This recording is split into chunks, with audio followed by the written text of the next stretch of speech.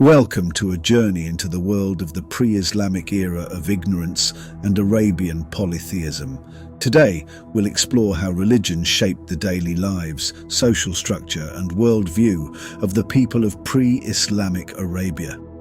Before the rise of Islam in the 7th century, the Arabian Peninsula was home to a variety of polytheistic religious practices, particularly among the pagan Arab tribes. These religious customs and beliefs were deeply intertwined with the harsh, desert environment of Arabia and the tribal structure that governed Arab life. While some tribes practiced monotheism or adhered to other religious systems like Christianity and Judaism, the majority of Arabs were polytheists who worshipped a pantheon of gods and spirits. These religious practices played a central role in pre-Islamic Arab culture, influencing everything from daily life to social organization. Pre-Islamic polytheism in Arabia was not a formalized, unified religion, but rather a collection of diverse and localized beliefs and practices. Each tribe had its own deities, idols, and sacred spaces, and religion was primarily based on oral traditions. The religious system was also animistic, meaning that Arabs believed spirits, jinn, inhabited natural objects such as rocks, trees, springs, and caves. In addition to major gods, these spirits were venerated and invoked in rituals, particularly for protection or success in ventures like trade and warfare. The Arab polytheistic pantheon was vast and varied from tribe to tribe. Some deities were universal across the peninsula, while others were more localized. Central to these religious systems were deities associated with natural forces, fertility, war, love, and protection. The gods and goddesses were often represented through idols, which were housed in shrines and temples across Arabia. According to Islamic traditions, such as Ibne Ishaq, Ibne Jarir, and Ibne Kathir, the first to worship idols in Arabia was the tribe of Prophet Ismail. They did so because they started to travel outside Mecca, having felt constrained and overcrowded there and seeking living space elsewhere. They would always carry with them a stone from the sanctuary of Mecca to venerate the shrine. Wherever they settled, they would put down the stone and circumambulate it, as they would do at the Kaaba. Over generations, this practice turned into stone worship. They would worship whatever stones inspired and pleased them. This led them to revert back to pagan ways and neglecting the religion of Ibrahim they had followed. Nevertheless, they maintained some of the practices of the era of Ibrahim, upon whom peace was entrusted. These included venerating the Kaaba, circumambulating it, going to Mecca for pilgrimage and visitation, mounting the hills of Arafat and Muzdalifah, making sacrifices, and invoking God's name at both pilgrimage and visitation. The tribes of Kinana, of which Quraysh was a part, would make cry, "Labbaik Allahumma labbaik," at your service, O God, at your service. You have no partner except one who is yours. You rule him, he rules not. They would affirm the unity of one God, and then they would associate partners with God, which were their idols. Most Arabs at that time did not believe in God without associating partners with him. They did not believe in one God alone. According to Arab historians, the first person to utter this prayer was Amr bin Luai, and that Satan appeared before him as an old man and taught him the prayer. Amr would listen as he recited it, then say as he had. Over time, the Arabs followed Amr's lead in so reciting. Amr bin Luai is infamous for introducing idol worship in Mecca. Various hadith collections, like Sahih al-Bukhari and Sahih Muslim, portray Amr bin Luai as a pivotal figure who led Arabs away from the monotheistic beliefs of their ancestor, Prophet Ibrahim, and his son Ismail, peace be upon both.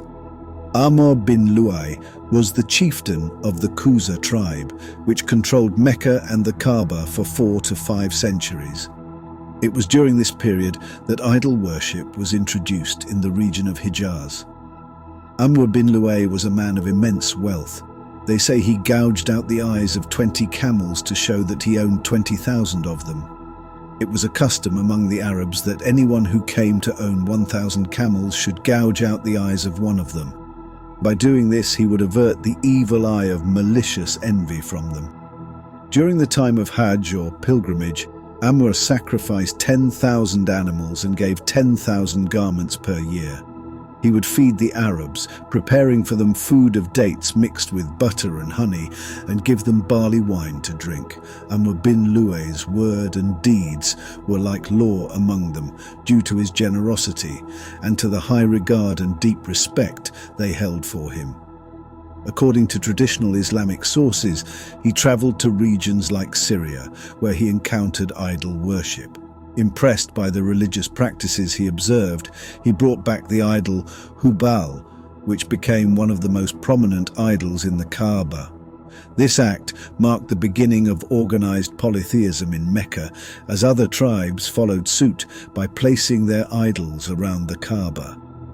Amr realized that as the custodian of the Kaaba, controlling the religious practices in Mecca would allow him and his tribe, the Khuza'a, to gain significant power. The influx of pilgrims from different tribes to venerate their respective gods would not only bring wealth but also secure political alliances with these tribes. Introducing idol worship also helped Amr bin Luai to unify the various tribes that came to Mecca. Each tribe had its own set of gods or idols, and by allowing these idols to be housed in the Kaaba, Amr strengthened Mecca's importance as a religious sanctuary for all tribes. This move allowed him to consolidate his power by ensuring that Mecca was a neutral, religiously significant city for all Arab tribes, making it a place where intertribal conflicts could be minimized during pilgrimage seasons. Amr bin brought back the idol HUBAL and placed HUBAL inside the Kaaba, a move that shocked some but intrigued many. Amr believed that by incorporating idol worship into Meccan traditions, he could elevate the city's status as a religious and cultural hub, also ensuring the prosperity of his tribe. This shift solidified Mecca's role as the religious heart of Arabia, attracting pilgrims from across the region, which in turn enhanced the city's economic prosperity. The annual pilgrimage, which had been a monotheistic tradition tied to the worship of Allah, became increasingly associated with polytheism under Amr bin Luay's influence. Over time, other tribes brought their idols to Mecca as well, each placing their own deities alongside HUBAL. The Kaaba, once a site of monotheistic worship established by Prophet Ibrahim and his son Ismail, was now becoming home to idols. Amr bin Luay also introduced certain innovations into the religion of the Prophet Ibrahim. The Arabs imitated him in adopting these and thus strayed off in ways that were atrocious and deplorable. The people changed the ceremonies of the pilgrimage and the tenets of the religion without knowledge, proof, or directives. They behaved in the same way as people before them had done so. Other than HUBAL, 3 other major deities were worshipped by Arabs. These were Al-UZZA, Al-Lat, and Al-MANAT. The Arabs considered these 3 deities, UZZA, Lat, and Manat, daughters of Allah. Amr bin Luai is said to have put the idol of Al-UZZA in Nakhla, a place close to Mecca. The tribes of Khuzā, Banu Kinana, and Quraysh worshipped the idol of Al-UZZA. Al-UZZA was a major goddess, often associated with war and protection. Al-UZZA was associated with power, strength, and possibly war or the morning star. She was one of the most important goddesses and was often called upon for protection and victory in battle. Her name means the mighty. When people finished their Hajj at Kaaba, they would continue to the temple in Nakhla and circumambulate it. Amr bin Luai also put the idol of Manat near Qudayd. Manat, the goddess of fate and destiny, was worshipped by several tribes in Arabia, especially in the city of Qudayd. Manat was the goddess of fate, time and death. Her role in Arab polytheism was often linked to the idea of destiny, as she was believed to control the lifespan and fate of individuals. The name Manat is derived from the root meaning to portion out, which ties to her association with predestination and mortality. Manat was especially venerated by the tribes of Aus and Khazraj, and her temple was located near the Red Sea at a place called Al-Mushalal near Qudayd. Pilgrims traveling to Mecca would visit her shrine to perform rituals related to their journey, and offerings were made to her in hopes of a favorable fate. Al-Lat was another idol belonging to Banu Thaqif in Taif. Al-Lat was one of the major goddesses in the Arabian pantheon and was widely revered, especially by tribes such as the Quraysh and the Thaqif. She was often associated with fertility, prosperity, and the earth. Al-Lat's temple was located in the city of Taif, and she was venerated as a protector of that region.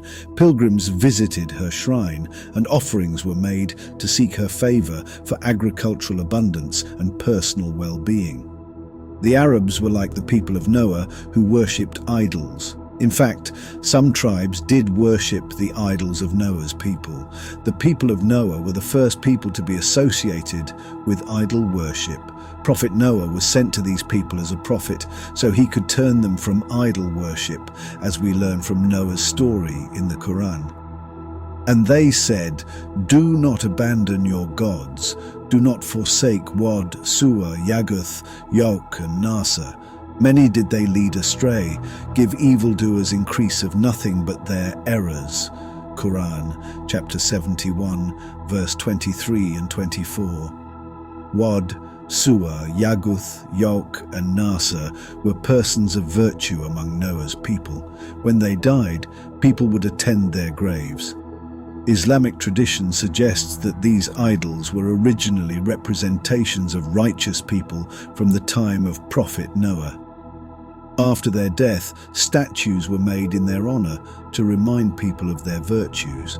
Over time, however, these statues became objects of worship, and their followers turned from monotheism to polytheism, which ultimately led to God's punishment with the Great Flood in Noah's time. After the flood in Noah's time, some scholars suggest that the remnants of these idol-worshipping traditions survived among the descendants of Noah's people, particularly through the lineage of Shem, and later spread among the Semitic peoples, including the early Arab tribes. This could have been the point at which the veneration of these deities transitioned from one generation to another, eventually taking root in Arabia. The idol of Wad was worshipped by the Kalb tribe in northern Arabia. The idol of Suwa was venerated by the HUBAL tribe near Mecca. The idol of Yaguth was worshipped by the Madhij and Jurhum tribes in Yemen. The idol of Yauk was associated with the Hamdan tribe in Yemen. The idol of Nasa was revered by the Himyarite people in Yemen. In pre-Islamic Arabia, tribal identities were strongly tied to religious practices. Each tribe had its own set of deities that were often seen as protectors of the tribe. When tribes migrated or interacted with other tribes through war, marriage, or trade, they might have adopted or adapted each other's gods. Ibne Ishaq goes on to report that the people of Mecca also worshipped two idols called ISAF and NAILA. ISAF and NAILA were a man and a woman from the Jurhum tribe who fornicated in the Kaaba, so God transformed them into two rocks. These rocks were placed on the mountains of Safa and Marwa. When the time of Amr bin Luai came, he placed them both near the Zamzam well, and people started worshipping them.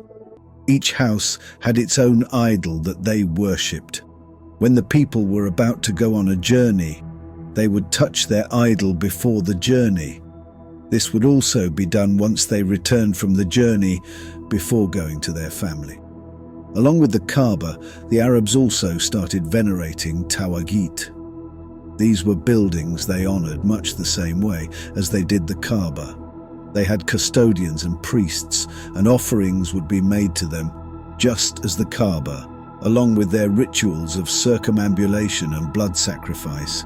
Yet they recognized the superiority of the Kaaba because it was the temple of Ibrahim, the friend of God. After the advent of Islam, the idols of Arabian deities that were placed around the Arabian Peninsula were systematically destroyed or removed following the teachings of the Prophet Muhammad. The spread of Islam marked a significant shift from the polytheistic practices that had dominated pre-Islamic Arabia to the monotheistic worship of Allah. This transition was closely linked to the rejection of idol worship, which Islam views as shirk, the sin of associating partners with Allah. One of the most pivotal moments in the removal of idols in Arabia occurred during the conquest of Mecca in 630 CE. The Prophet Muhammad, peace be upon him, after a series of battles and treaties, returned to Mecca with a strong following. Upon entering the city, one of his first actions was to purify the Kaaba, the sacred sanctuary that had become a house for various idols over the centuries. By this time, the Kaaba housed over 360 idols representing different tribal deities.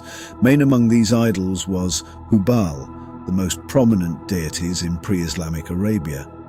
Prophet Muhammad, peace be upon him, entered the Kaaba and ordered the destruction of all idols inside it. He personally smashed the idols, reciting verses from the Quran such as, "The truth has come and falsehood has vanished. Falsehood is bound to vanish."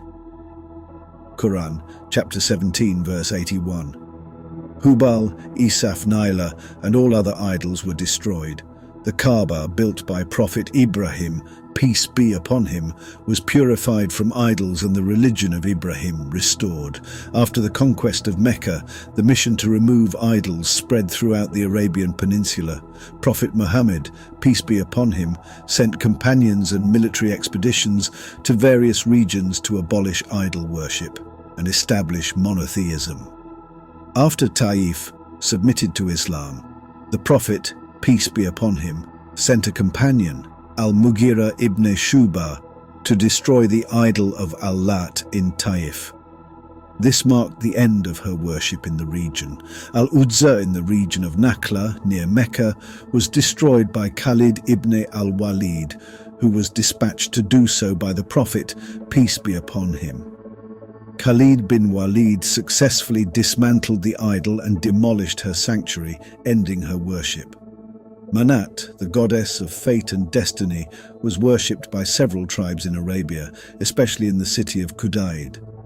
The Prophet ordered the destruction of Manat's idol, which was carried out by one of his companions, Sa'ad ibn Zayd. The shrine was destroyed, marking the end of Manat's worship in the region. This act was part of the larger mission to cleanse Arabia of idolatry and establish monotheism.